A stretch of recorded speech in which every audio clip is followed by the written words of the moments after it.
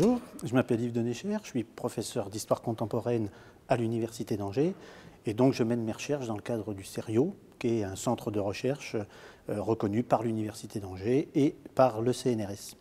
Et donc je vais vous parler un petit peu aujourd'hui de mon dernier livre, Des enfants venus de loin, Histoire de l'adoption internationale. C'est un ouvrage qui vient de paraître chez Armand Collin en 2011.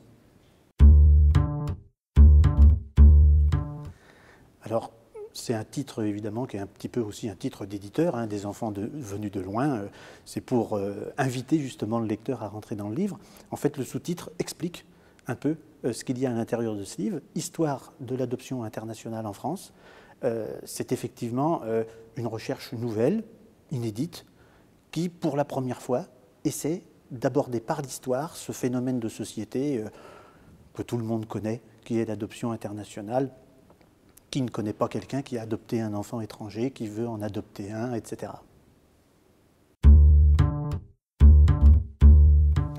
Mais si vous voulez, l'adoption internationale, donc l'adoption d'enfants étrangers, a été beaucoup travaillée par les sciences sociales, les sciences humaines, la psychologie, la sociologie, l'anthropologie, mais aussi la pédiatrie. Et assez curieusement, mais ça s'explique d'ailleurs, je vais le faire en 2 ou 3 mots, assez curieusement, les historiens se sont peu intéressés à ce phénomène-là parce qu'il est récent. Le développement de l'adoption internationale, c'est essentiellement à partir des années 60. Et donc l'historien a besoin de temps, il a besoin d'archives, il a besoin de recul, etc. Ce qui fait que c'est un peu normal que ce ne soit que maintenant qu'on puisse aborder en historien cette question-là. Si vous voulez justement, tout était un petit peu à faire sur le plan historique. Déjà définir les conditions dans lesquelles ce mouvement d'adoption internationale s'est produit. C'est très lié aux guerres, c'est très lié au sous-développement, et donc à l'engagement d'hommes, de femmes, d'associations humanitaires, mais aussi de missionnaires, de congrégations, pour essayer de sauver des enfants. Et puis ensuite, le livre montre un petit peu les différentes étapes, les différents mouvements de l'adoption internationale, et en particulier son évolution géographique. Dans les années 80, on adopte surtout des enfants du côté de la Colombie, du Brésil, de l'Amérique latine. Dans les années 70, c'était plutôt des enfants venant d'Asie, d'Inde, du Liban. Dans les années 90, on s'est ouvert vers l'Europe de l'Est qui sortait du communisme, vers la Russie aussi, vers la Chine.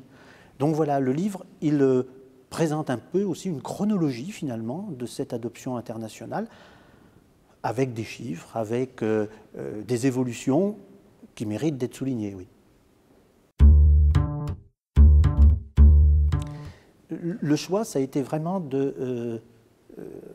d'offrir une première histoire, j'allais dire dans le temps, dans la durée.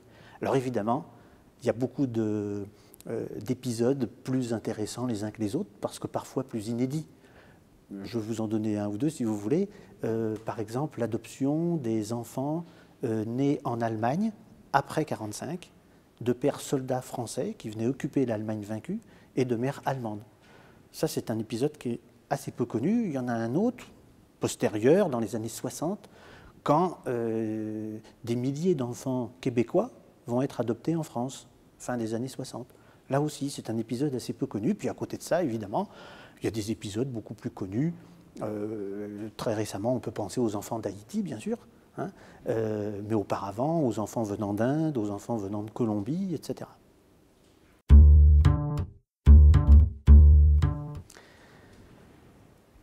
Le meilleur moment dans l'écriture de cet ouvrage, il y en a beaucoup, évidemment. Je pourrais dire, comme ça, ce serait un clin d'œil, quand on pose le point final. Bon, parce que c'est un travail de 3 ou 4 ans de recherche. Mais pendant cette période de recherche, oui, il y a des moments plus forts les uns que les autres. Alors, évidemment, sur un tel sujet, où on travaille en historien, mais il y a de la chair derrière ce thème-là. Donc, évidemment, les témoignages. Témoignages des adoptants, témoignages des adoptés, devenus adultes. Puis il y a des rencontres un peu particulières. Je vous parlais d'enfants nés en Allemagne, adoptés en France dans des conditions un peu particulières. Quand on rencontre quelqu'un qui a 64 ans aujourd'hui, qui dit qu'il est né en 1947 en Allemagne, qu'il a été adopté en France, mais qu'il ne l'a su qu'il n'y a que quelques années, quand sa mère est décédée, sa mère adoptive, que depuis il recherche ses racines, etc., on se rend compte que c'est un vrai enjeu et que le livre aussi qu'on est en train d'écrire, ça peut apporter quelque chose à ces gens-là qui me disent, oui, je me suis retrouvé dans votre livre. Ou alors tel responsable d'association qui m'a envoyé il y a quelques jours là, un mail en me disant j'ai découvert plein de choses, en même temps je me suis reconnu. Bon, voilà, ce sont des moments forts aussi parce que, en toute modestie aussi, mais on a l'impression d'avoir été un peu utile aussi à des gens. L'historien, en particulier l'historien du temps présent, c'est-à-dire celui qui essaie de mieux comprendre en fait un phénomène de société qui est finalement récent et qui existe toujours, il a aussi une utilité peut-être sociale. Je m'étais intéressé à l'adoption des enfants étrangers parce que je suis un historien des relations internationales et que je m'étais intéressé au rôle et à la place des femmes dans les relations internationales. Puis un peu tout naturellement, j'en suis arrivé à me poser des questions sur les enfants dans les relations internationales. Et donc l'adoption internationale était le point de départ presque obligé. Maintenant, il y a plein d'autres choses à faire. Par exemple, j'aimerais bien creuser la question, mais ce sera difficile parce que en termes d'archives, en termes de documentation, ce ne sera pas forcément facile, mais je voudrais bien m'intéresser au parrainage, c'est-à-dire aux enfants qui, de par le monde, sont des millions et des millions dans des pays pauvres, dans des pays les plus reculés, à être parrainés par des gens qui habitent dans des pays riches.